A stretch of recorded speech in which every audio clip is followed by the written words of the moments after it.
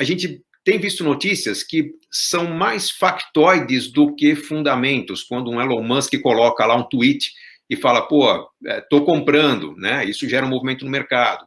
Tempos depois vem ele também, a Tesla, anunciando que passa a vender automóveis recebendo bitcoins. Então, são fatos que vão mostrando uma onda de aceitação, que não é inédita. Nós já tivemos lá em 2017 notícias pipocavam nos jornais, o salão de cabeleireiro, o café na Europa está aceitando. Eu fiz uma viagem para a Europa no começo do ano passado, vi um adesivo na vitrine, aceitamos bitcoins, fui perguntar, se aceita mesmo?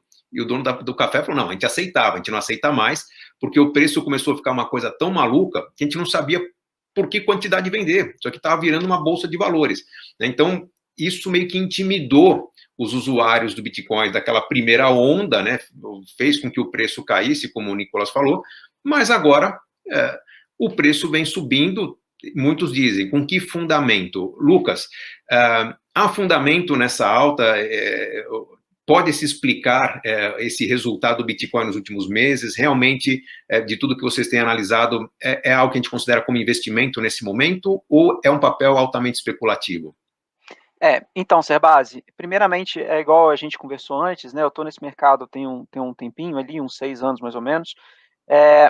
E o que você falou é muito importante. Eu acho que é importante as pessoas entenderem que o que está acontecendo com o Bitcoin agora, obviamente, a gente tem fatores diferentes, mas um passado relativamente recente do Bitcoin ajuda muito a gente entender alguns aspectos com relação a preço, tá?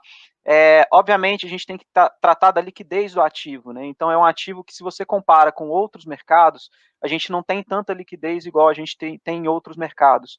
Então, quanto menor a liquidez, muitas das vezes o ativo ele fica mais suscetível a oscilações de preço, né? Então, é importante a gente frisar isso. Eu acredito que o Bitcoin, você não só investir em Bitcoin, mas em outras criptomoedas também, é muito a ideia de você comprar um projeto. Então, é muito semelhante ao processo de investimento em uma startup, em empresas desse tipo, né?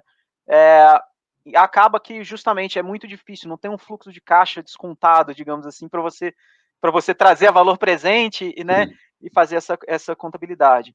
Mas eu acredito que, particularmente em termos de preço, a gente tem uma certa euforia, que é obviamente guiada por esse evento, né? Então, dando só um paralelo, anos atrás a gente tinha, ao invés de ser a figura da Elon Musk, era a figura do John McAfee, dos antivírus, né? Então ele era um cara que, quando ele tweetava alguma coisa, gerava um movimento de mercado, gerava uma certa coisa. Então eu acho que a gente tem que tomar muito cuidado com isso.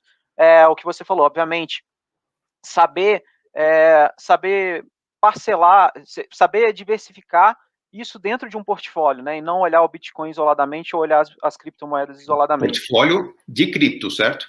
Sim, sim. E até mesmo dentro dos seus investimentos de maneira geral, você entender como que o quanto que você vai alocar naquilo em relação a outros investimentos, outros tipos de investimento, né? Especialmente para você mitigar o seu risco do seu investimento como um todo.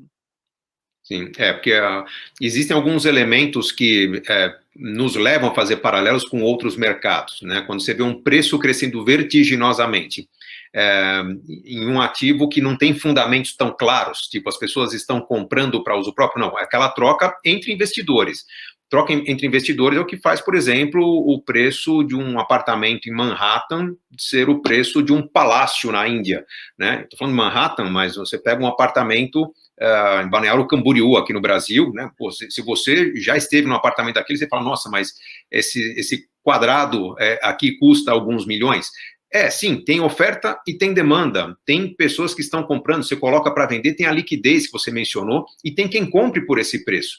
O que incomoda quem está nessa situação é o fato que quem compra normalmente não é o usuário, mas é o investidor pensando em revender, que é o que tem puxado o preço do Bitcoin para cima. Por quê? A aplicação prática da moeda para pagamentos, aquisições, vou fazer uma viagem, vou comprar uma casa, não é ainda tão tangível. Acredita-se que esse é o caminho. Quando você mencionou liquidez, Lucas, explica um pouquinho melhor essa questão da liquidez. Hoje, se eu tenho bitcoins, eu desejo vender, eu vou ter dificuldade para vender ou não? Vamos deixar clara a questão da liquidez. Tá, então, igual eu falei, né? Isso é sempre interessante a gente comparar períodos de tempo. Hoje em dia, isso eventualmente é muito mais fácil de ser feito.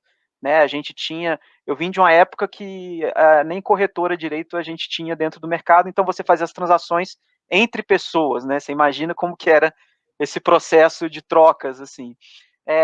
Então, a liquidez, basicamente, né, falando até, imagino que o seu público conheça, mas basicamente o quanto que a gente tem de concentração de capital dentro daquele mercado. Hoje, o Bitcoin ele tem uma liquidez muito maior, porque justamente a gente tem um desenvolvimento de uma série de sistemas periféricos, digamos assim, que são as corretoras, as exchanges, que eles conseguem te prover essa liquidez, né? Mas ainda não é uma liquidez comparada a uma série de outros mercados, né? Não é igual uma liquidez que a gente tem enfim, que a gente tem no mercado futuro, em alguns tipos de empresas, né? Então é importante frisar isso. Mas, obviamente, a liquidez ela está presente e ela está cada vez aumentando. Sim, mas na negociação, hoje, se eu quiser vender um Bitcoin, eu vou receber o meu valor em dólares, eu vou converter esse valor através de uma exchange, certo? Não há problemas de liquidez com Bitcoin.